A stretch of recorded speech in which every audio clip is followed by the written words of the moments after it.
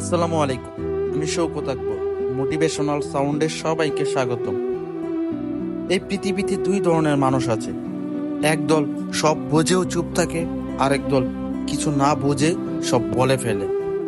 জ্ঞানী লোকের কথা হয় শান্ত, গভীর ও চিন্তাশীল, কিন্তু মূর্খ লোক তর্ক দিয়ে প্রমাণ করতে চায় সেই সঠিক। কিন্তু সত্য কি তর্কে ধরা পড়ে, না সত্য ধরা পড়ে সময়ের পরীক্ষায়? তর্কে জয়ী মানে জ্ঞানী হওয়া নয়। অনেক সময় জ্ঞানী লোক তর্কে জেতার চেয়ে নিজের মেধা আর সময় রক্ষাকে বেশি মূল্য দেয়। তাই সে চুপ থাকে, কারণ সে জানে একজন বোকার সঙ্গে তর্কে করে জয়ী হলেও হার মানে সময় আর নিজের সম্মানের।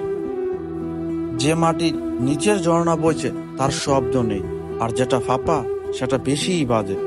ঠিক তেমনি যে মানুষ সত্যি জ্ঞানী, সে অহংকার নয়, বিনয় আর বোঝাপড়ার মাধ্যমে নিজের মূল্য তুলে ধরে।